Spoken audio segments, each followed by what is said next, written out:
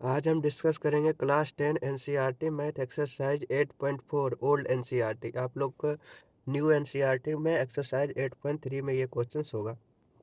हम लोग CBSE exam जो 2023 और 24 में होने वाला उसके सिलेबस के अनुसार हम लोग पढ़ रहे हैं अभी। क्वेश्चन नंबर 2 क्या है? Right all other trigonometric ratios of angle A in terms of sec है। देखो क्वेश्चंस का मतलब क्या है? Sine A, cos A, tan A, cot A, cosec A. ये जो साइन है, कोस है, टेन है, कोट है, कोसेक ए है, ये 5 ट्रिग्नोमेट्रिक रेशियोज है, उसको सेक ए के रूप में हम लोग को लिखना है। तो साइन ए को कैसे लिखेंगे? साइन ए को कैसे लिखेंगे हम लोग जानते हैं। देखो sine square A plus cos square A equal to 1, ये एक ट्राइग्नोमेट्रिक आइडेंटिटी है। तो हम sine square A equal to 1 minus cos square A लिख सकते हैं। तो sine A equal to under root 1 minus cos square A लिख सकते हैं। तो sine A equal to under root 1 minus cos square A. हम लोग को सेक ए के रूप में लाना है, तो अंडर रूट 1 माइनस कोस ए किसका उल्टा होता है? सेक ए। तो कोस स्क्वायर ए बराबर क्या होता है? 1 अपॉन सेक स्क्वायर ए। यदि सेक स्क्वायर ए एलसीएम लेंगे तो सेक स्क्वायर ए माइनस 1, ये पूरा अंडर रूट में होगा। तो सेक स्क्वायर ए माइनस 1 का अंडर रूट अपॉन ये सेक स्क्वायर ए का स्क्वायर रूट क्या होगा? सेक ए। तो हम लोग साइन ए को सेक ए के रूप में लिख दिए। अब अगला क्वेश्चन क्या है? कोस ए को सेक ए के रूप में कैसे लिखेंगे? जैसे देखो कोस ए किसका उल्टा होता है? सेक ए के रूप में, तो 1 अपॉन सेक ए। यही हो गया, कोस ए को हम लोग सेक ए के रूप में लिख दिए। अब हम लोग को टेन ए को सेक ए के रूप में लिखना है। टेन ए का क्या फॉर्मूला होता है? देखो हम लोग दो तरीका से लिख सकते हैं। टेन ए को साइन ए अपॉन कोस ए के रूप में लिख सकते हैं, ये साइन ए अपॉन कोस ए के रूप में लिख सकते हैं। या फिर हम लोग एक ट्रिग्नोमेट्रिक आइडेंटिटीज क्या पढ़े थे? Sec square A minus tan square A equal to 1।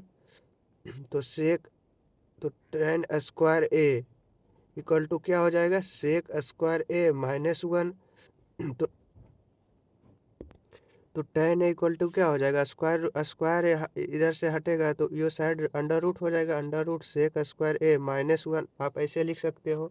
या आप इस क्वेश्चन को एक तरह से और सोल्व कर सकते हो। टेन ए इक्वल टू क्या होता है? Sine A upon cos A.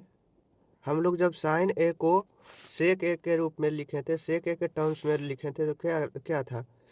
Sec square A minus 1 का अंडर रूट अपॉन सेक ए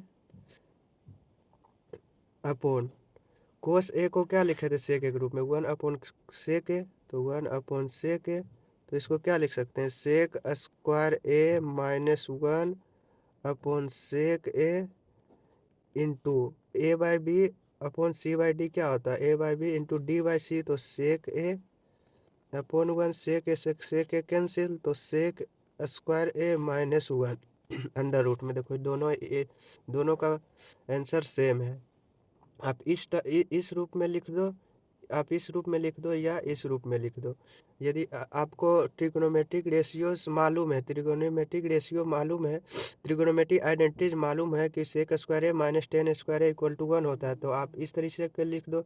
यदि ये ट्रिग्नोमेट्रिक आइडेंटिटीज नहीं मालूम है, तो पहले साइन ए को सेक ए के रूप में लिखो, फिर कोस ए को सेक ए के रूप में लिखो, फिर टेन ए का फॉर्मूला लगाओ साइन ए अपॉन कोस ए, उसके बाद सोल्व कर दो। अगला क्या है? Cot A. कोट ए को सेक ए के रूप में कैसे लिखेंगे? कोट ए किसका उल्टा होता है? कोट ए टेन ए का उल्टा होता है। देखो कोट ए बराबर 1 अपॉन टेन ए होता है। तो 1 अपॉन टेन है, तो 1 upon under root sec square A minus 1 हो जाएगा। उसी तरह से कोसेक एक ट्रिग्नोमेट्रिक रेशियो है, कोसेक है।